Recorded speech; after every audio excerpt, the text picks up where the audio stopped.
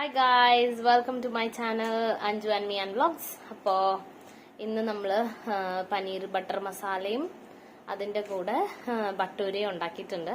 അപ്പോൾ ഇത് ആക്ച്വലി ഞാൻ ഈ പനീർ ബട്ടർ മസാല ഉണ്ടാക്കാൻ കാരണം എൻ്റെ കൂടെ വർക്ക് ചെയ്യുന്ന ഹർഷിതയാണ്.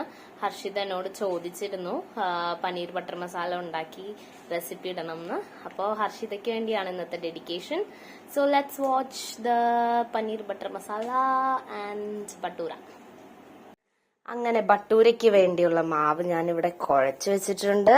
ഇതിൻ്റെ അകത്ത് 1 കപ്പ് മൈദ, 1 കപ്പ് ഗോതമ്പ് പൊടി, 2 ടേബിൾ സ്പൂൺ റവ, 1 table spoon oil, 1 table spoon ഉപ്പ്, പിന്നെ 1 ടേബിൾ സ്പൂൺ യോഗട്ട്. ഇതെല്ലാം കൂടെ ചേർത്ത് നല്ലപോലെ കുഴച്ച് ലാസ്റ്റ് ഒരു ഇച്ചിരി ഓയിൽ തടകി അത് ഞാൻ സെറ്റ് ആവാൻ ഒരു 1 hour വെക്കുവാണ്. ബൈ ദ ടൈം നമുക്ക് പനീർ ബട്ടർ മസാല ഉണ്ടാക്കിയെടുക്കാം. ഇതാണ് പനീർ ബട്ടർ മസാലയ്ക്ക് വേണ്ടിയുള്ള ഇൻഗ്രീഡിയൻസ്. തക്കാളി, സവാള, ഇഞ്ചി, വെളുത്തുള്ളി, പച്ചമുളക്, പിന്നെ പനീർ, പിന്നെ കുറച്ച് കാഷ്യൂ നട്ട്സ്, പിന്നെ കുറച്ച് ബട്ടറും. വളരെ ടേസ്റ്റി ആയിട്ടുള്ള പനീർ ബട്ടർ മസാല ഉണ്ടാക്കാൻ വേണ്ടി ബട്ടർ ഇട്ട് ഞാൻ ആദ്യം മെൽറ്റ് ചെയ്തിട്ടുണ്ട്. പിന്നെ ഇത്രയും ഇൻഗ്രീഡിയൻസ് ഞാൻ അതിൻ്റെ അകത്തേക്ക് ഇടാണ്. കറുകപ്പട്ട കുറച്ച്, പിന്നെ നമ്മുടെ ഡ്രൈഡ് ചില്ലി കുറച്ച്, റെഡ് ചില്ലി, പിന്നെ കറുകപ്പട്ടയുടെ ഇല, പിന്നെ 4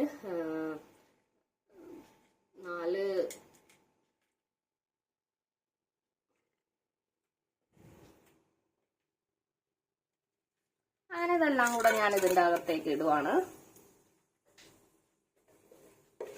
ഇതിൻ്റെ അകത്തേക്ക് ഇട്ട് അതൊന്ന് ജസ്റ്റ് ഫ്രൈ ആയി വരുമ്പോൾ നമുക്ക് സ്മെല്ല് വരുമല്ലോ. അപ്പോൾ അതിൻ്റെ അകത്തേക്ക് നമ്മൾ എടുത്ത് വെച്ചിരിക്കുന്ന ഇഞ്ചി, വെളുത്തുള്ളി എല്ലാം ഇട്ട് കൊടുക്കുകയാണ്.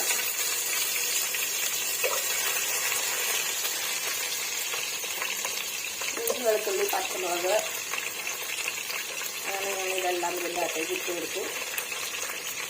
ഇനി അത് നമ്മളൊന്ന് ഫ്രൈ ചെയ്യാണ്.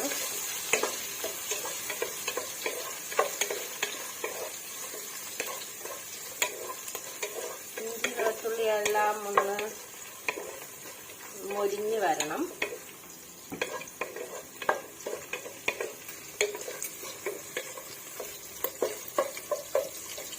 അതൊന്ന് ചെറുതായിട്ട് മുരിഞ്ഞ് വരുമ്പോഴത്തേക്കും അതിൻ്റെ അകത്തേക്ക് കുറച്ച് കാഷ്യൂ നട്ട്സ് ഇടാണ്. അതിൻ്റെ അകത്തേക്ക് ഇത്രയും കാഷ്യൂ നട്ട്സ് ഇട്ടിട്ടുണ്ട് ഞാൻ. പിന്നെ നമ്മൾ കട്ട് ചെയ്ത് വെച്ചിരിക്കുന്ന സവാള നമ്മൾ ഇട്ട് കൊടുക്കുകയാണ്. ഇതൊരു 3 സ്മോൾ സവാളയാണ് ഞാൻ എടുത്തിരിക്കുന്നത്, 3 സ്മോൾ ഓണിയൻ. അപ്പോൾ അത് ഞാൻ ഇതിൻ്റെ അകത്തേക്ക് ഇട്ട് കൊടുക്കുകയാണ്. ഇനി ഇതൊന്ന് ചെറുതായിട്ടൊന്ന് വാടി വരുമ്പോഴത്തേക്കും നമുക്ക് ടൊമാറ്റോസ് ഇട്ട് കൊടുക്കാം. അപ്പോൾ ഇത് അത്യാവശ്യം വാടി വരണം. നമ്മൾ ഇതിൻ്റെ ഇടയ്ക്ക് കുറച്ച് ഉപ്പിട്ട് കൊടുക്കാം. നേരത്തെ ഞാൻ പറഞ്ഞിട്ടുണ്ട്, നേരത്തെയുള്ള വീഡിയോസിലെല്ലാത്തിലും നമ്മൾ സവാള ഇടുമ്പോഴത്തേക്ക് കുറച്ച് ഉപ്പ് ഇടുവാണെന്നുണ്ടെങ്കിൽ വേഗം വാടിക്കാം. അപ്പോൾ കുറച്ച് ഉപ്പ് ഞാൻ ഇതിൻ്റെ അകത്തേക്ക് ഓൾറെഡി ഇട്ടിട്ടുണ്ട്. ഇപ്പോൾ ഇത് വേഗം വാടി വരും.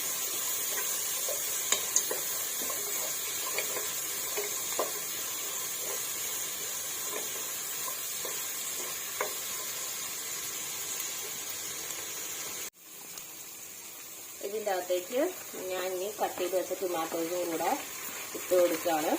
ഞാൻ ടൊമാറ്റോസ് ആഡ് ചെയ്തു. ഇനി ടൊമാറ്റോയും കൂടെ ഇതിൻ്റെ അകത്ത് കിടന്ന് നല്ലപോലെ ഒന്ന് വഴണ്ട് വരുമ്പോഴത്തേക്കും നമുക്ക് മസാലകളെല്ലാം ഇട്ട് കൊടുക്കാം. അപ്പോൾ നമ്മൾ പിന്നെയും പാൻ വെച്ച് അതേ പാനിൽ തന്നെ കുറച്ചുകൂടെ ബട്ടർ ഇട്ട് ആ ബട്ടർ ഒന്ന് മെൽറ്റായി വന്നിരിക്കുകയാണ്. അപ്പോൾ അതിൻ്റെ അകത്തേക്ക് നമ്മളിനി വെച്ചിരിക്കുന്ന ഇത്രയും പനീർ എടുത്തിട്ടുണ്ടായിരുന്നു. ആ പനീറെല്ലാം ഇട്ട് കൊടുക്കുകയാണ്. അപ്പോൾ പനീറെല്ലാം ഒന്ന് ഫ്രൈ ചെയ്ത് നമ്മൾ മാറ്റി വെക്കണം. അപ്പോൾ പനീറെല്ലാം ഞാൻ ഇതിൻ്റെ അകത്തേക്ക് ഇട്ട് കൊടുത്തു കുക്കാവാനായിട്ട്. അതിൻ്റെ പനീറിൻ്റെ കൂടെ പനീറിന് ജസ്റ്റ് ഒരു കളർ ആഡ് ആവാൻ വേണ്ടി കുറച്ച് പിഞ്ച് ഓഫ്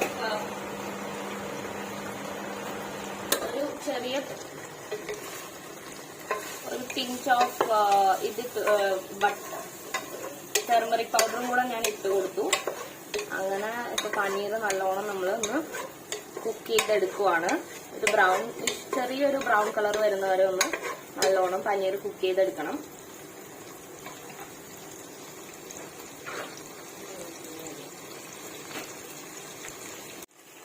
അപ്പൊ നമ്മുടെ പനീർ ബട്ടർ മസാലയ്ക്കുള്ള പനീർ ഓൾറെഡി നല്ലോണം കുക്കായി വന്നിട്ടുണ്ട്. ഇനി നമുക്ക് ഈ പനീർ മാറ്റി വെക്കാം.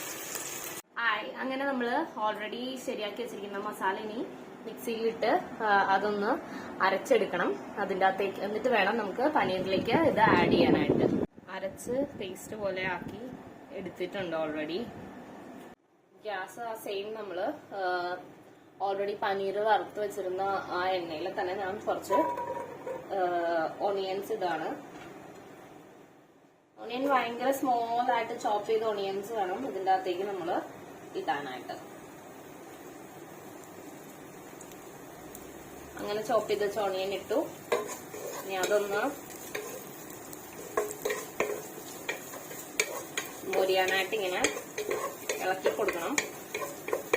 ഇളക്കി കൊടുക്കുന്ന കൂട്ടത്തിൽ ഒരു പിഞ്ച് ഓഫ് സോൾട്ട് നമുക്ക് ആഡ് ചെയ്യാം.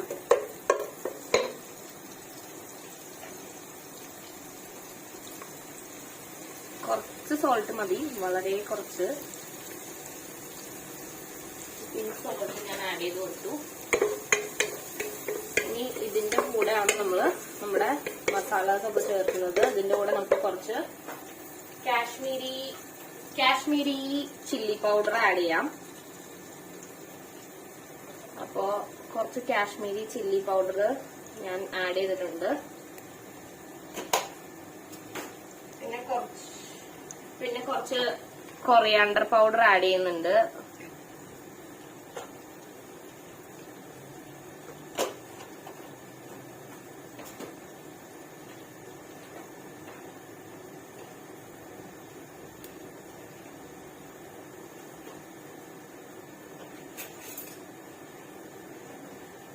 പിന്നെ ഒരു ചെറിയ സ്പൂൺ ഗരം മസാലയും ഞാൻ ആഡ് ചെയ്തു കൊടുത്തു.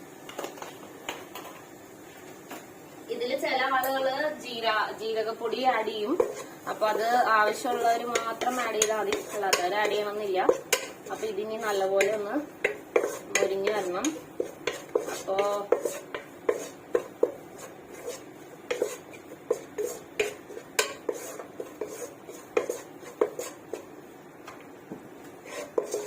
ഇതൊന്ന് മൊരിഞ്ഞ് നല്ല സ്മെല്ലൊക്കെ വരുന്ന സമയത്ത് നമുക്ക് അരച്ച് വെച്ചിരിക്കുന്ന പേസ്റ്റ് ഇതിന്റെ അകത്തേക്ക് ആഡ് ചെയ്യാവുന്നതാണ്. നമ്മൾ നേരത്തെ എല്ലാ ഇൻഗ്രീഡിയൻസും കൂടെ അരച്ച് വെച്ചിട്ടുണ്ടായിരുന്നു ഓൾറെഡി.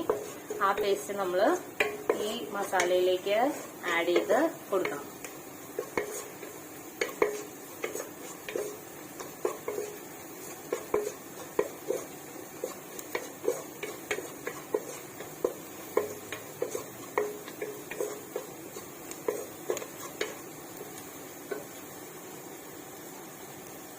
അപ്പൊ അത് നല്ലോണം കുക്കായി വരുന്നുണ്ട്. അതിൻ്റെ അകത്തേക്ക് നമ്മൾ അരച്ച് വെച്ചിരിക്കുന്ന നേരത്തെ പ്രിപ്പയർ ചെയ്ത മസാല, നേരത്തെ പ്രിപ്പയർ ചെയ്ത് വെച്ചിരുന്ന ടൊമാറ്റോ, ഓണിയൻ എല്ലാം കൂടെ ഉള്ള പേസ്റ്റ് ഞാൻ ആഡ് ചെയ്ത് കൊടുത്തിട്ട് അത് ഞാൻ നല്ലോണം ഇളക്കി കൊടുക്കാണ്.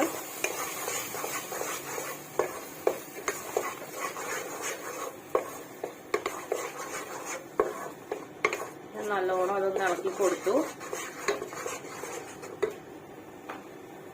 അതിന്റെ അകത്തേക്ക് കുറച്ച് വെള്ളം കൂടെ ഞാൻ ആഡ് ചെയ്ത് കൊടുക്കാണ്.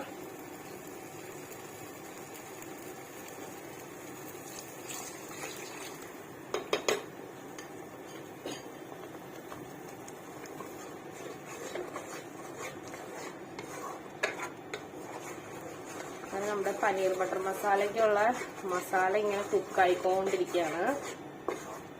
അപ്പോ തിക്കായിട്ടുള്ള ഗ്രേവി വേണമെന്നുണ്ടെങ്കിൽ തിക്കായിട്ട് പ്രിപ്പയർ ചെയ്യാം, അല്ലാന്നുണ്ടെങ്കിൽ നമുക്ക് കുറച്ച് ലൂസായിട്ട് പ്രിപ്പയർ ചെയ്യാം.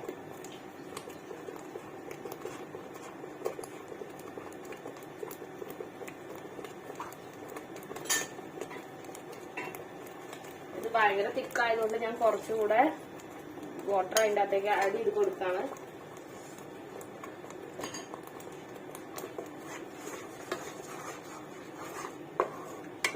അങ്ങനെ നമ്മൾ ഈ പ്രിപ്പയർ ചെയ്തിരിക്കുന്ന മസാലയിലേക്ക് നമ്മൾ ഓൾറെഡി ആക്കി വെച്ചിരുന്ന പനീർ ഇട്ട് കൊടുക്കുകയാണ്.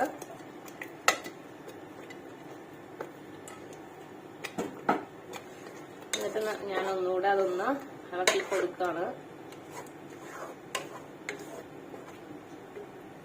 അങ്ങനെ നമ്മൾ ബട്ടൂരയ്ക്ക് പ്രിപ്പയർ ചെയ്യാനുള്ളത് ചെറിയ ചെറിയ ബോൾസ് ആക്കി വെച്ചിട്ടുണ്ട്. അത് നമ്മൾ ഇനി ഇവിടെ പരത്തിയിട്ട് ഇനി അത് നമ്മൾ ഗ്യാസിൽ വെച്ച് ബട്ടൂര ചുട്ടെടുക്കാൻ പോവാണ്. ആദ്യത്തെ ബട്ടൂര ഞാൻ ഇട്ട് കൊടുക്കുകയാണ്.